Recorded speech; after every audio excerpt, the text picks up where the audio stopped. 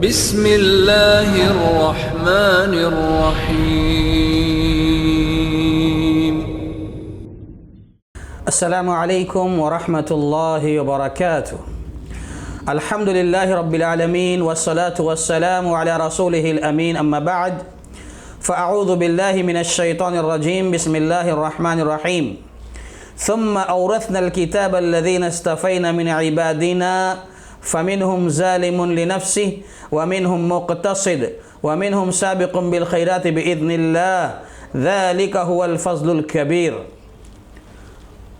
معزز دوستوں اور ساتھیوں،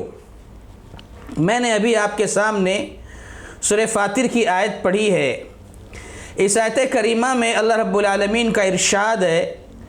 کہ ہم نے کتاب الہی کا وارث ان لوگوں کو بنایا ہے جنہیں ہم نے اپنے بندوں میں سے چن لیا ہے، اپنے بندوں میں سے منتخب کر لیا ہے۔ اس قرآن کو پانے کے بعد یہ امت 3 حصوں میں تقسیم ہو گئی۔ ان میں سے کچھ ایسے ہیں جو اپنے آپ پر ظلم کر رہے ہیں، وَمِنْهُمْ مُقْتَصِدٌ، اور کچھ ایسے ہیں جو مقتصد ہیں، وَمِنْهُمْ سَابِقٌ بِالْخَيْرَاتِ بِإِذْنِ اللَّهِ، اور کچھ ایسے ہیں جو اللہ کی توفیق اور مدد سے خیر کے ہر کام میں سبقت کرنے والے ہیں، اور یہ بہت بڑا فضل ہے، بہت بڑی بات۔ دوستوں اور ساتھیوں، اس آیت کریمہ میں اللہ تعالیٰ نے جو بات بتلائی وہ یہ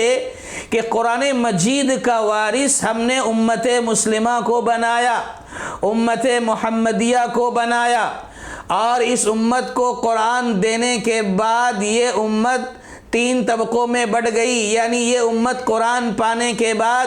3 حصوں میں تقسیم ہو گئی۔ پہلا حصہ اس امت کا وہ ہے جس کے پاس قرآن ہے، قرآن کی رہنمائی ہے،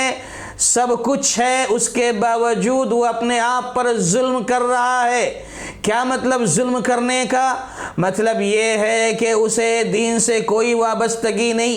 دین سے کوئی سروکار نہیں، اللہ تعالیٰ کی دی ہوئی ذمہ داریوں کو پورا نہیں کرتا ہے، حقوق و واجبات ادا نہیں کرتا ہے، اس کی پوری زندگی گناہوں میں ہے، گناہوں کے دلدل میں وہ ڈوبا ہوا ہے، اللہ کی نافرمانی ہے، معصیت ہے، بغاوت ہے، ان ساری چیزوں میں وہ منہمک ہے،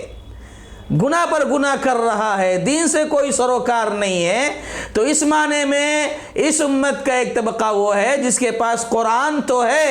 لیکن وہ اپنے آپ پر ظلم کر رہا ہے۔ دوسرا طبقہ ہے وَمِنْهُمْ مُقْتَصِدٌ،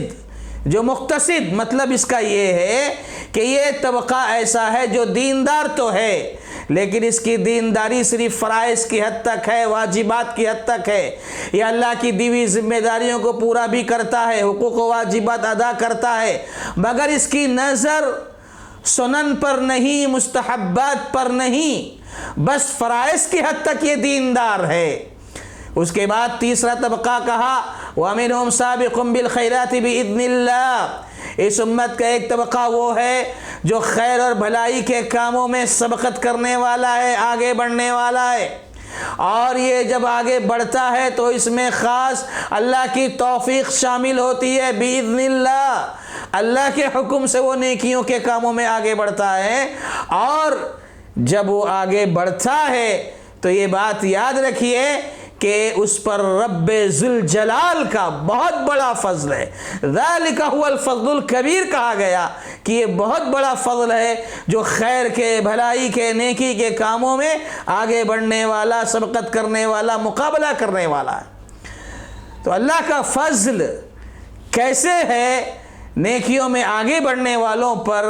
اس کی مثال میں ایک حدیث کے ذریعے سے آپ کے سامنے رکھنے کی کوشش کرتا ہوں۔ پیارے نبی محمد رسول اللہ صلی اللہ علیہ وسلم کے پاس کچھ صحابہ آئے، یہ وہ صحابہ تھے جو مالی اعتبار سے کمزور تھے، غریب تھے۔ یہ آئے اللہ کے نبی صلی اللہ علیہ وسلم کے پاس اور کہنے لگے اے اللہ کے نبی صلی اللہ علیہ وسلم،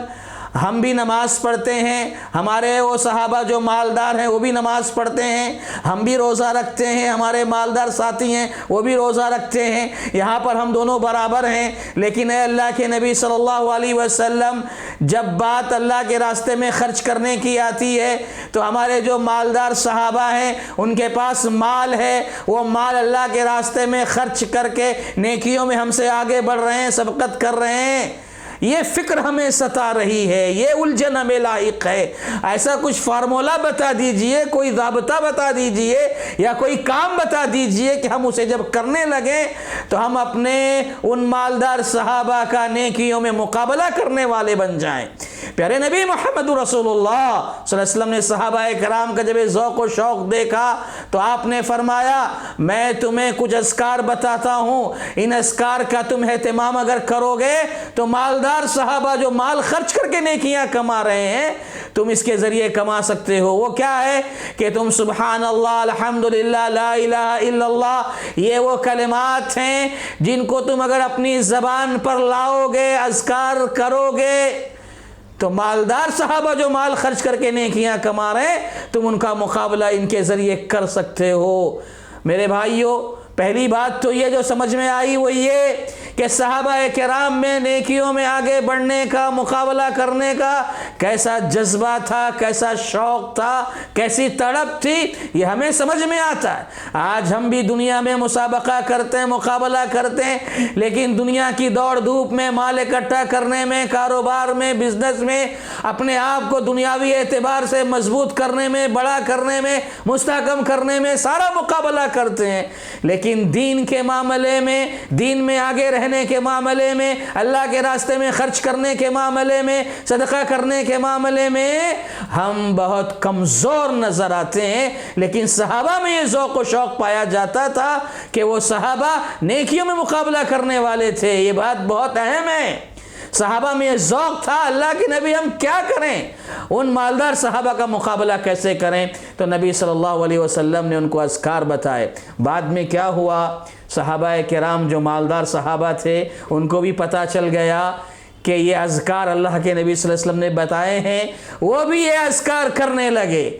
سبحان اللہ، وہ صحابہ تھے بھائی، وہ سن کر انسنی کرنے والے نہیں تھے، وہ ایک حکم سنتے تھے، ایک فرمان جاری ہوتا تھا، فوراً عمل بھی شروع ہو جایا کرتا تھا۔ وہ صحابہ کرام مالدار صحابہ وہ بھی عمل کرنا شروع کر دیے۔ اب غریب صحابہ کو معلوم ہوا، ان کو پھر پریشانی لاحق ہو گئی، وہ پھر اللہ کے نبی محمد رسول اللہ صلی اللہ علیہ وسلم کے پاس بھاگے بھاگے پہنچے اور کہا اے اللہ کے نبی صلی اللہ علیہ وسلم، ڈر اسی بات کا تھا جو جس بات کا ڈر تھا وہی ہوا، کیا ہو گیا؟ کہا اللہ کے نبی صلی اللہ علیہ وسلم ذکر و اذکار جو آپ نے ہمیں بتائے تھے وہ مالدار صحابہ کرنے لگے ہیں، پہلے بھی وہ ہم سے آگے ہو رہے تھے، اب پھر آگے بڑھنے لگے ہیں، ہم اب ان کا مقابلہ کیسے کریں؟ وہاں پر اللہ کے نبی صلی اللہ علیہ وسلم نے بیان فرمایا اے میرے صحابہ، ذالک فضل اللہ یؤتیہ من یشاء، یہ اللہ کا فضل ہے، اللہ جسے دینا چاہتا ہے دیتا ہے۔ تو گویا یہ بات واضح ہوئی کہ اس امت میں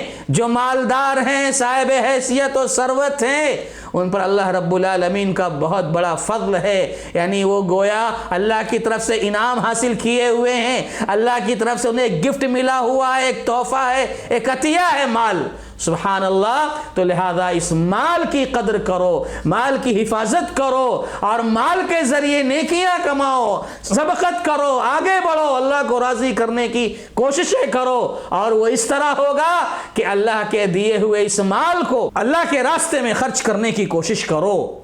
محترم دوستو اور ساتھیو، انشاءاللہ یہ سلسلہ ہمارا جاری رہے گا۔ میں اگلی ملاقات میں پھر اسی حوالے سے کچھ باتیں کرنے کی کوشش کروں گا۔ اللہ سے دعا ہے کہ اللہ تبارک و تعالی ہمیں نیکیوں میں آگے بڑھنے کی توفیق عطا فرمائے، آمین۔ وآخر دعوانا ان الحمدللہ رب العالمین۔ السلام علیکم ورحمۃ اللہ وبرکاتہ۔